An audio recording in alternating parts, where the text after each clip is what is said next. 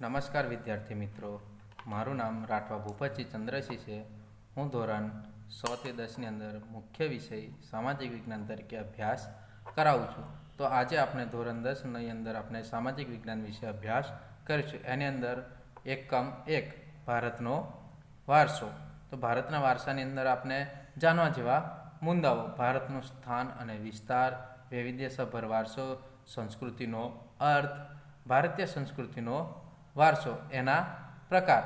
તો આપણે જોઈએ કે ભારતનો પ્રાકૃતિક વારસો, અને બીજો મુદ્દો આપણે જોઈએ તો કે ભારતના સંસ્કૃતિનો વારસો.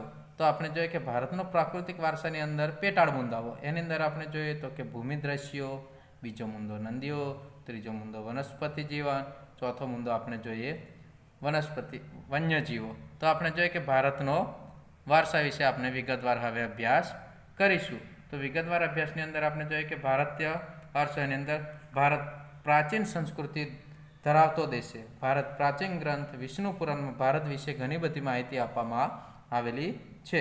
અર્થાત સમુદ્રની ઉત્તરે અને હિમાલયની દક્ષિણે આવેલા સ્થળનું નામ ભારત વર્ષ છે, જેના સંતાનો ભારતીય છે તેમ કહેવાયું છે. ભારતમાં શુભ કાર્ય એટલે કે સારું કાર્ય કરવાના પ્રારંભે લેવાતા સંકલ્પો ભારત વર્ષ, ભરતખંડ, આર્યવર્ત વગેરે શબ્દોનો ઉપયોગ થાય છે. પૂર્વ, પશ્ચિમ, દક્ષિણ ત્રણ દિશાઓમાં સમુદ્ર અને ઉત્તર દિશામાં હિમાલયની ગિરિમાળા એવી કુદરતી સીમાઓ ધરાવતો આપણો દેશ છે. આપણા દેશની સમૃદ્ધિ આકર્ષાઈને અનેક વિદેશી પ્રજાઓ વેપાર કરવા આવી, સ્થાયી થઈ અને ભારતીય સંસ્કૃતિના મહાદાનમાં ભળી ગઈ. આ આદાન પ્રદાનની પરસ્પર પ્રક્રિયા દ્વારા દેશમાં અનેક પરિવર્તનો જોવા મળે છે. એ રીતે એક પેઢી બીજી પેઢી આપણા વારસાનું હસ્તાપન થયું છે. એટલે એ રીતે એક પેઢીથી બીજી પેઢીને આપણે વારસાનું હસ્તાપન થયું છે, એટલે કે પરિવર્તન આવ્યું છે. તેને સાતત્યપૂર્ણ વિકાસ થયો છે. તો ભારતનું સ્થાન અને વિસ્તાર વિશે આપણે અભ્યાસ કરીશું. વર્તમાન ભારતમાં સ્થાન, કદ અને વિસ્તાર વિશે આપણે ધોરણ 9ની અંદર અભ્યાસ કરી ગયા છે. પ્રાચીન સમયનું ભારત ઘણું વિશાળ હતું, એટલે કે પહેલાંના સમયનું ભારત ઘણું મોટું હતું. હાલમાં પણ ભારત વિસ્તારની દ્રષ્ટિએ વિશ્વમાં 7મા ક્રમે અને જનસંખ્યાની દ્રષ્ટિએ બીજું સ્થાન ધરાવે છે. હાલની અંદર આપણે જોઈએ કે વિસ્તારની દ્રષ્ટિએ આપણે ભારત જોઈએ તો કે 7મા ક્રમે, એટલે વિશ્વની અંદર જે વિસ્તાર છે એની અંદર 7મા સ્થાને, અને વસ્તીની દ્રષ્ટિએ આપણે જોઈએ તો કે બીજું સ્થાન ધરાવે છે. તો એની પછીનો મુદ્દો છે વૈવિધ્યસભર વારસો. આપણે તો ભારત ભૂમિ આપણને અને વિશ્વને સમૃદ્ધ અને વૈવિધ્યસભર વારસો આપે છે. ભારતીય સંસ્કૃતિ શાંતિપ્રિય છે. જે ભારતની પ્રજા છે એ શાંતિપ્રિય રહી છે અને વેપારી રહી છે, કે ભારત એક જગ્યાએથી બીજી જગ્યાએ લોકો ભારતના વેપાર કરવા જતા હતા. તો ભારતીય સંસ્કૃતિમાંથી સત, ચિત્ત અને આનંદનો અનુભવ પ્રાપ્ત થાય છે. આ ઉપરાંત અહીં આવીને વસેલી ભિન્ન સંસ્કૃતિ સાથેના આદાન પ્રદાન, એટલે એક સંસ્કૃતિ બીજી સંસ્કૃતિનું આદાન પ્રદાન થયું. ભારતીય સંસ્કૃતિને સમૃદ્ધ બની છે. તેને અપનાવેલી અહિંસા અને શાંતિના મૂલ્યો આજે વિશ્વભરમાં પ્રસન્ન અને સ્વીકાર થયો છે. તો આપણે એની અંદર જોઈએ કે સંસ્કૃતિનું આદાન પ્રદાન ઘણીવાર થયું છે. ધારો કે આપણે બીજા દેશની સંસ્કૃતિ અપનાવી, આપણા દેશના લોકો બીજા જે જીવનશૈલીની અંદર અપનાવે છે. તો સિંધુ ખીણની સંસ્કૃતિ લોકોની શરૂ કરી આજ દિન સુધીના લોકો ભારતીય પોતાની આવડત, બુદ્ધિ, શક્તિ અને કલા કૌશલ્ય દ્વારા સમૃદ્ધ બનાવ્યું છે. ભારતને એક સમૃદ્ધ બનાવ્યું છે. ભારતના ભવ્ય વારસાના નિર્માણ અને ઘડતર માટે અનેક ઋષિ મુનિઓ, સંતો, વિદ્વાંતો, ચિંતકો, કલાકારો, કારીગરો, વૈજ્ઞાનિક સંશોધકો, સાહિત્યકારો, શિક્ષણશાસ્ત્રીઓ, રાજનૈતિકો, ઇતિહાસકારો, સમાજ સુધારકો વગેરેનો અગત્યનો ફાળો રહ્યો છે. આ બધા ઘણા બધા મહાનુભાવોનો અગત્યનો ફાળો રહ્યો છે. તેમાંના ધર્મ, શાસન, શૈલી, ભાષા, કલા, ચિત્ર, બોલી, પહેરવેશ અને રીત રિવાજો વગેરે પણ ભારતને મળ્યા છે. આ રીતે ભારતમાં ભાતીગળ સંસ્કૃતિનું પણ નિર્માણ થયું છે. આપણે ઘણીવાર જોઈએ કે ભારત દેશ છે, પણ એની અંદર જુદી જુદી ભાષાઓ હોય, જુદી જુદી સંસ્કૃતિ હોય, જુદો જુદો પહેરવેશ આપણને જોવા મળે છે. તો આ બધાનો એની અંદર પરિવર્તન જોવા મળે છે. તો આપણે જોઈએ કે સંસ્કૃતિનો અર્થ, સંસ્કૃતિ એટલે શું અને સંસ્કૃતિનો અર્થ. સંસ્કૃતિ એટલે આપણે જોઈએ કે સંસ્કૃતિ એટલે જીવન જીવવાની રીત, કે આપણને કઈ રીતે જીવન જીવવું એના વિશે એ માહિતગાર કરે છે.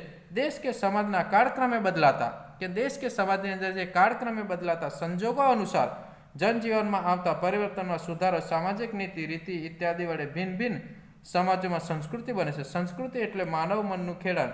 તેમાં માનવ સમાજની ટેવો, મૂલ્યો, આચાર વિચાર, ધાર્મિક પરંપરાઓ, રહેણી કહેણી અને જીવનને ઉચ્ચ ધ્યેય સુધી લઈ જતા આદર્શોનો સરવાળો એમ પણ કહી શકાય છે.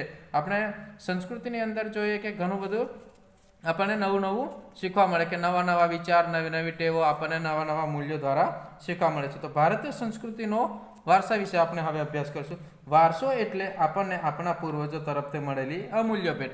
આપણને આપણા જે દાદા દાદી છે, બાપ દાદા છે, એના દ્વારા આપણને મળેલી અમૂલ્ય ભેટ છે.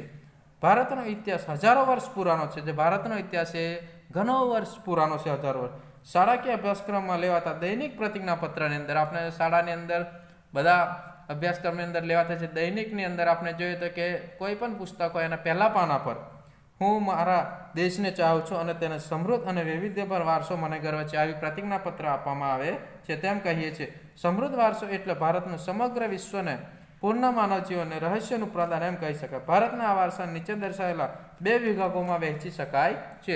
તો આપણે જોઈએ કે 2 વિભાગોની અંદર ભારતીય સંસ્કૃતિના વારસાના 2 વિભાગો છે, ભારતનો પ્રાકૃતિક વારસો અને ભારતનો સાંસ્કૃતિક વારસો. તો હવે આપણે જોઈએ કે ભારતના પ્રાકૃતિક વારસાના પેટાળ વિભાગ છે. એની અંદર આપણે જોઈએ તો કે ભૂમિ દ્રશ્ય, ભૂમિ એટલે કે જમીન. તો આપણે ભૂમિ દ્રશ્ય વિશે વાત કરીશું. ભૂમિ આકાર દ્વારા અને ભૂમિ દ્રશ્યનું સર્જન જોવા મળે છે. દાખલા તરીકે હિમાલય પર્વતમાળા ભૂમિ આકાર છે. હિમાલયમાં અનેક પ્રકારની ઉપયોગીતા વનસ્પતિ, ખનિજો, અવનવા પશુ પંખીઓ અને શિખરો બરફથી છવાયેલો રહે છે, કે શિખરો પણ બરફથી છવાયેલો રહે છે. તેનાથી મોટી નદીઓ બારેમાસ ભરપૂર પાણીથી સમૃદ્ધ રહે છે, કે હિમાલયના કારણે જે ઉત્તર ભારતની નદીઓ છે બારેમાસ પાણીથી ભરપૂર રહે છે. તરાઈના જંગલો પણ ત્યાં આવેલા છે. હિમાલયમાં અમરનાથ, બદ્રીનાથ, કેદારનાથ જેવા યાત્રા સ્થળો, નંદાદેવી જેવા શિખરો પણ આવેલા છે. ભારતમાં હિમાલયનું મહત્વ ઘણું સ્થાન છે. તો આપણે આના વિશે જોઈએ કે ભૂમિ દ્રશ્યો. હવે આપણે જોઈએ કે નદીઓ વિશે આપણે અભ્યાસ કરીશું. પ્રાચીન કાળથી નદીઓ પ્રકૃતિના માર્ગ પૂરો પાડતી રહી છે. જે પ્રાચીન કાળથી માર્ગ પૂરો પાડતી રહી છે. ભારતીય સંસ્કૃતિ સિંધુ અને રાવી નદી કિનારે પાલન પોષણ પામી છે.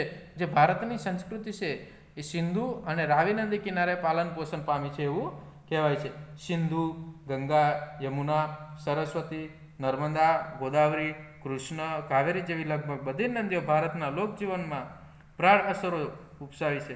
પીવાનું પાણી, વપરાશનું પાણી, સિંચાઈ, વીજળી, ખેતી, જળમાર્ગ જે આપણી મહત્વની જરૂરિયાતો સંતોષવામાં નદીઓનું સ્થાન અગ્રીમ છે. તે ઉપરાંત માટીના વાસણો, મકાનો, લીંપણ તથા ઉદ્યોગોના વિકાસ માટે પણ માનવીને નદીઓના પાણી ઉપર આધારિત રહેવું પડે છે. આમ નદીઓ ભારતીય પ્રજા જીવનને સમૃદ્ધ બનાવ્યું છે. આપણી સંસ્કૃતિમાં પ્રાચીન કાળથી નદી કિનારે ઉષા અને સંધ્યા વિવિધ ભૂમિ દ્રશ્યો ભરપૂર સૌંદર્ય અને કલાસૂચ અને કૌશલ્ય વિકાસ પરના પ્રકૃતિ વારસામાં મળ્યા છે. તેથી આપણે નદી લોકમાતાનું બહુમાન આપ્યું છે. આના કારણે આપણે નદીને લોકમાતાનું પણ બહુમાન આપવામાં આવ્યું છે. પછી એની પછીનો આપણે મુદ્દો જોઈએ વનસ્પતિ જીવન. તો વનસ્પતિ જીવન એટલે કે ભારતીય પ્રજા આદિ સમયથી પર્યાવરણ પ્રેમી રહી છે, કે પર્યાવરણ પ્રેમી રહી છે, જેની સાક્ષી તેનો વૃક્ષ પ્રેમ, પુષ્પ પ્રેમ અને છોડવાઓને પરત્વે આધાર સૂચવે છે. માણસ, પ્રાણી, પશુ, પક્ષીઓ આહાર માટે વનસ્પતિ પર આધાર રાખવો પડે છે. આપણે બધાને વનસ્પતિ પર આધાર રાખવો પડે છે જીવવા માટે. ભારતમાં વડ, પીપળો, તુલસી વગેરેની પૂજા ધૂપ દીપ કરવામાં આવે છે. વડ સાવિત્રી વ્રતમાં વડની પૂજા કરવામાં આવે છે. આપણી સંસ્કૃતિની અંદર જોઈએ તો કે વડ સાવિત્રીની પૂજા, જે વડના વૃક્ષને પૂજા કરવામાં આવે છે. અનાજ, કઠોળ, તેલીબિયા, છોડ, ધન, ધાન્ય, લહેરાતા ખેતરો, વન સમૃદ્ધિને ભરેલા જંગલો અને ઔષધિઓ માટે ઉપયોગી છે. છોડવાઓને આપણા અતિ પ્રાચીન કાળથી જીવનને સમૃદ્ધ બનાવ્યું છે. તો આપણે જોઈએ તો કે ઔષધિની અંદર આપણે જોઈએ કે હરડે, આંબળા, પૈડા, કુંવરપાઠું, અરડુસી, લીમડો વગેરે ઔષધિ તથા એની અંદર પણ કામ લાગે છે. આપણે બીજો જોઈએ કે પુષ્પની અંદર તો આપણે જોઈએ કે મોગરો, ગુલાબ, કમળ, ડમરું, ચંપો, સુઈ વગેરે જેવા પુષ્પોને માનવજીવને ખૂબ જ સુંદર બનાવ્યા છે. સુવાસિત, નિર્મળ અને સમૃદ્ધ બનાવ્યું છે. આમ આપણે જોઈએ. હવે આપણે ચોથો મુદ્દો આપણે જોઈએ કે વન્ય જીવન. વન્ય જીવન એટલે કે આપણે જોઈએ કે પ્રાચીન સમયથી ભારતની સમૃદ્ધ પ્રકૃતિ પ્રેમી હોવાથી સાથે સાથે પ્રાણી પ્રેમી સંસ્કૃતિ ધરાવતો દેશ છે. વાઘ, સિંહ, હાથી, ગેંડો, શિયાળ, રીંછ, હરણ, રોજ, સાબર, સસલા, અજગર, સાપ, નાગ, ગો, સાહુડી જેવા અનેક જીવો જોવા મળે છે. વિશ્વમાં એશિયાના સિંહ માત્ર ગુજરાતના ગીરના જંગલોમાં જોવા મળે છે. આપણે ધાર્મિક માન્યતાઓમાં કેટલીક વાર લોકોએ કેટલાક વન્યજીવોના વાઘ, મોર, મગર, ગરુડ વગેરે દેવી દેવતાઓ વાહન તરીકે પણ સ્થાન પામ્યું છે. આપણી રાષ્ટ્રીય સમૃદ્ધિમાં પણ 4 સિંહ, ઘોડા, હાથી તથા બળદને આકૃતિ મૂકી તેનું મૂલ્ય દર્શાવવામાં આવ્યું છે. તો આ આવ્યું છે. વળી આ વન્યજીવોના રક્ષણ માટે અભયારણ્યો બનાવી તેના જીવનને સમૃદ્ધ માટે કાયદો પણ સરકારે ઘડેલો છે. તો અસ્તુ. હવે આની પછીનો આપણે ટોપિક છે ભારતનો સાંસ્કૃતિક વારસો. નેક્સ્ટ એની અંદર આપણે ચર્ચા કરીશું. અસ્તુ. જય હિન્દ.